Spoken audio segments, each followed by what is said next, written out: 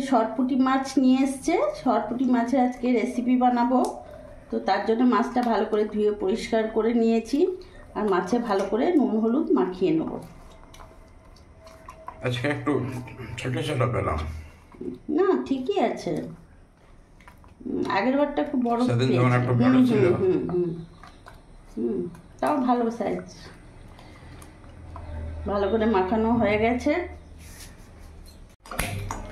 গ্যাসটা ধরিয়ে নিয়েছি, কড়াইটা গরম হোক। কড়াই গরম হয়ে গেছে, সর্ষের তেল দিয়ে দেবো। রান্নাটা পুরোটাই সর্ষের তেলে করব। তেল গরম হয়ে গেছে, এবার মাছগুলো আমি ছেড়ে দেবো।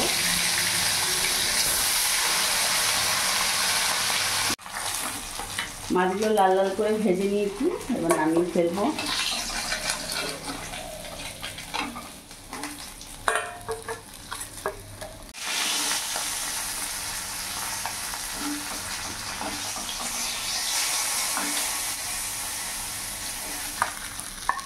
ওই তেলে এখানে কেটে রাখা আলুগুলো আমি ভেজে নেব।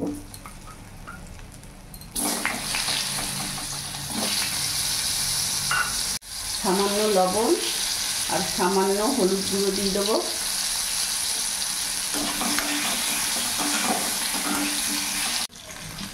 আলুটাও লাল লাল করে ভাজা হয়ে গেছে, আলুগুলোও নামিয়ে ফেলবো।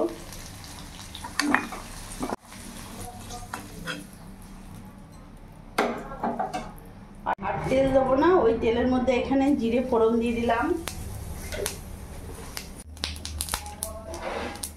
একটা পেঁয়াজ কুচি দিয়ে দিলাম।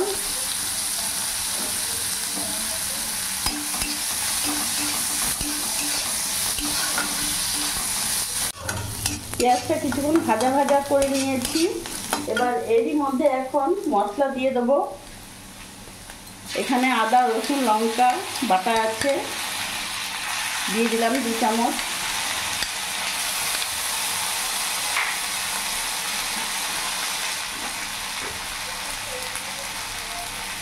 এক চামচ লবণ দিয়ে দিলাম, হলুদ গুঁড়ো দিয়ে দিলাম, জিরে গুঁড়ো দিয়ে দিলাম, আর এখানে কাশ্মীরি লঙ্কা গুঁড়ো দিয়ে দিলাম।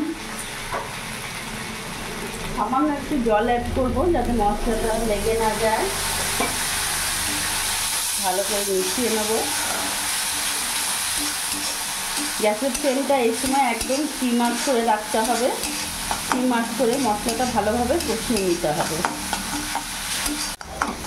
একটু ভাজা ভাজা হয়ে গেছে, এরই মধ্যে ভেজে রাখা আলুগুলো দিয়ে দেবো। তার সাথে কেটে রাখা টমেটোগুলোও দিয়ে দেবো। একটা টমেটো নিয়েছি আমি এখানে। এবার সিম আঁচ করে 2 থেকে 3 মিনিট আমি ভালো করে কষিয়ে নেব। কষানো হয়ে গেছে, এবার আমি জল দিয়ে দেবো। আলুগুলো অর্ধেক সেদ্ধ হয়ে গেছে, তাই বেশি জল দেবো না, বেশি ঝোল রাখবো না। কিন্তু তোমরা যেরকম ঝোল খাবে সেই হিসেবে জল দেবে।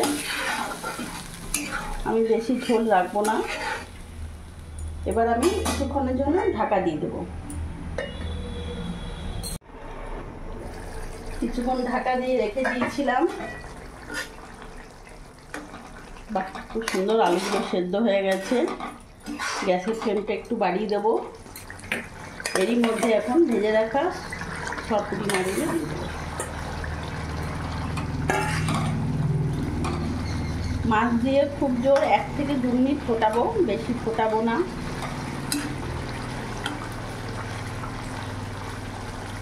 ঝোলের মধ্যে ডুবিয়ে দিই।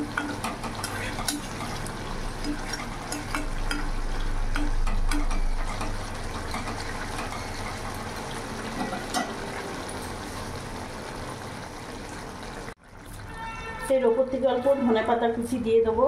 এটা অপশনাল, তোমাদের কাছে যদি থাকে তবে দিও, না দিলেও অসুবিধে নেই। ধনেপাতা দিলে স্বাদটা আরও বাড়িয়ে দেয়, সেটা ভালো লাগে। হ্যাঁ, সেন্টটা হয়, ভালো লাগে ধনেপাতার ফ্লেভারটা।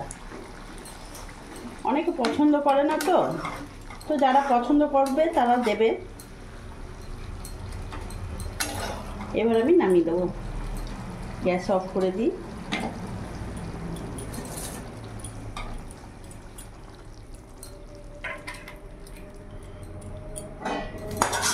দেখতে পাচ্ছ আমি খুব একটা ঝোল রাখিনি, বেশ বলতে গেলে একটু সামান্য ঝোল রেখেছি।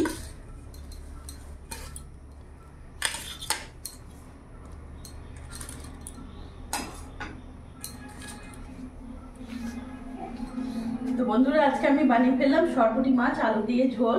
তো তোমরাও এইভাবে একবার বানিয়ে দেখো, সত্যি ভালো লাগবে। আর রেসিপিটা আমার যদি ভালো লাগে প্লিজ লাইক কমেন্ট শেয়ার করে আমার পাশে থেকো। আর তোমরাও সবসময় ভালো থেকো।